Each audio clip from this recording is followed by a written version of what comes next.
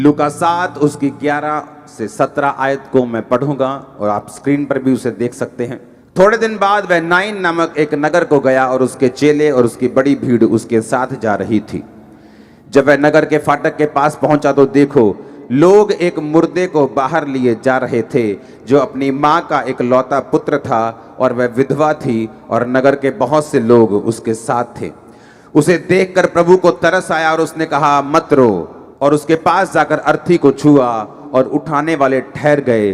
तब उसने कहा, हे जवान, मैं तुझसे कहता हूं, उठ। तब वह मुर्दा उठ बैठा और बोलने लगा। उसने उसे उसकी माँ को सौंप दिया।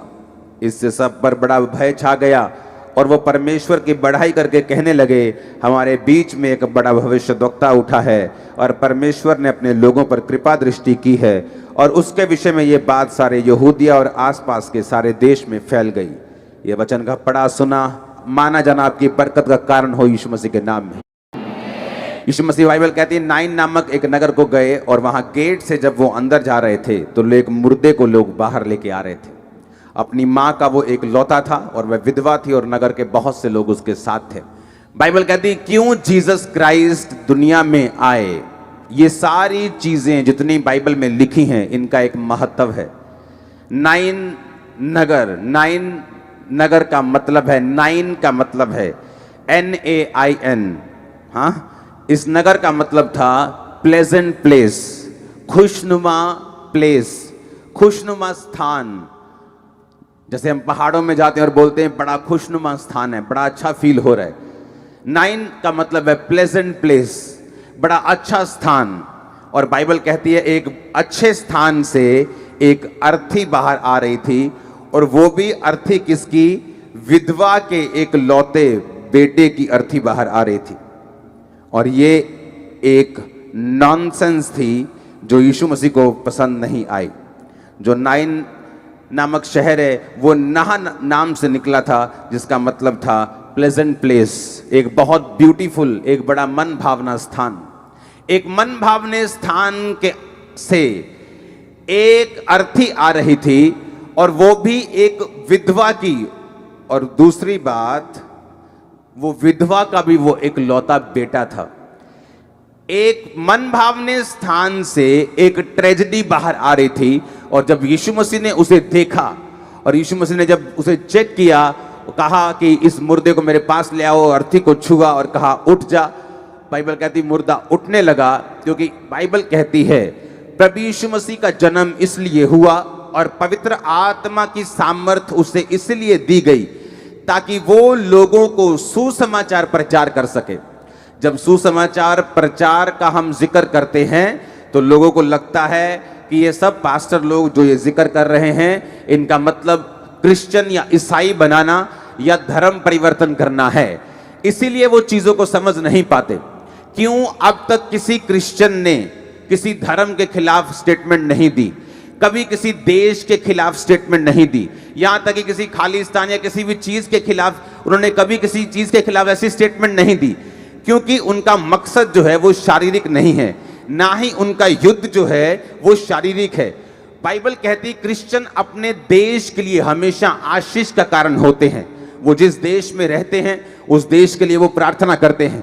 उनका मकसद सुसमाचार को लेके जाना है। अब यहां पर किसी धर्म का जिक्र नहीं हुआ।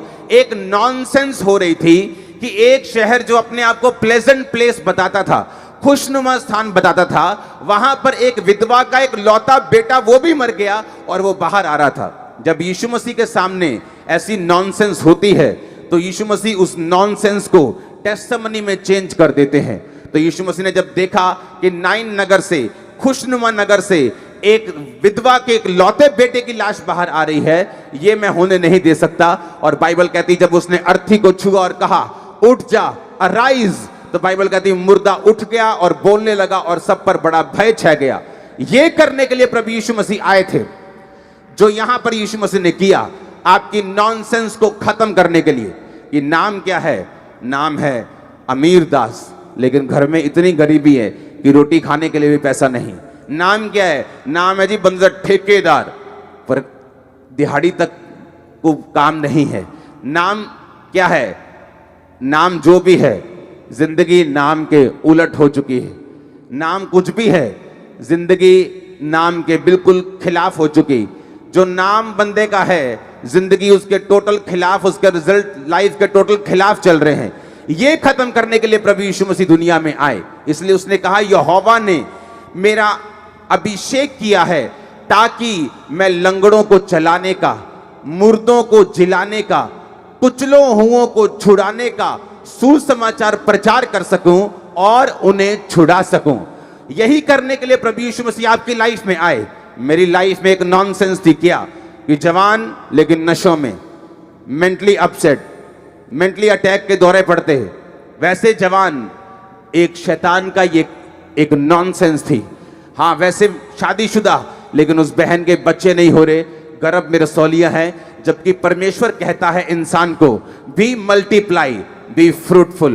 जब परमेश्वर ने आदम और हवा को बनाया तो क्या बोला, फूलो फलो और पृथ्वी भर में भर जाओ।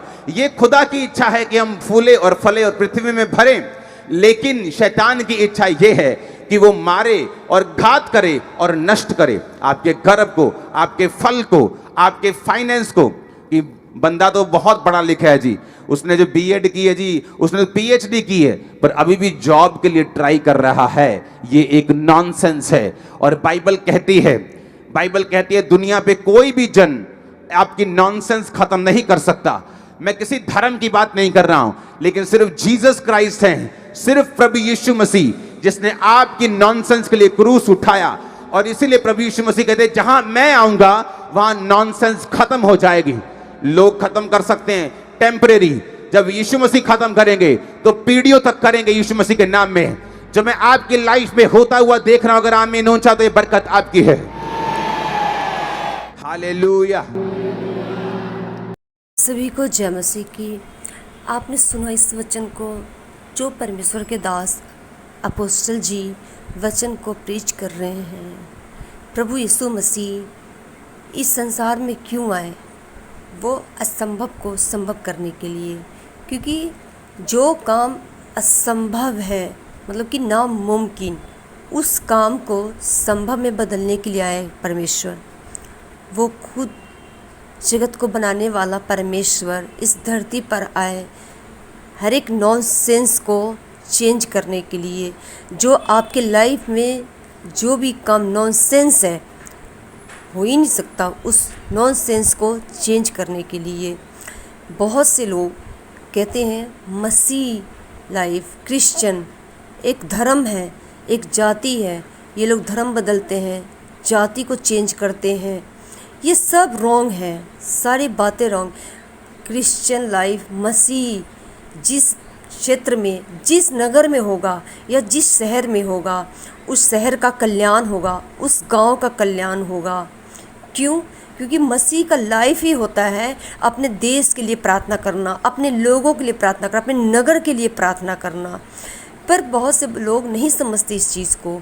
वो सोचते हैं कि मसीह लाइफ, क्रिश्चियन जाति ये धर्म परिवर्तन करते हैं, धर्म चेंज करते हैं। क्रिश्चियन जाति या मसीह लाइफ कभी भी किसी भी धर्म की बात नहीं करता। वो सिर्फ सच्चे परमेश्वर की बात करते हैं, जीवित इस परमेश्वर की बात करते हैं जो जीवित है। प्रभु यीशु मसीह क्यों आए, बहुत से लोग नहीं जानते हैं। बहुत से लोग कहते हैं प्रभु यीशु मसीह धर्म बदलने आए, धर्म को चेंज कर दिया। बिल्कुल नहीं, बिल्कुल रॉन्ग है। प्रभु यीशु मसीह जो नहीं हो सकता, जो बातें बिल्कुल हो ही नहीं सकती, उस चीज़ को प्रभु ने टेस्टमनी में बदलने के लिए आए। जहाँ पे प्रभु यीशु मसीह कहीं भी खड़े हो जाते हैं, जहाँ पे कुछ हो ही नहीं सकता, असंभव, उस असंभव को संभव में बदल के टेस्टमनी को प्रभु ने बनाया लोगों के जीवन में। तो आप इस वचन को सुने और फॉलो करें।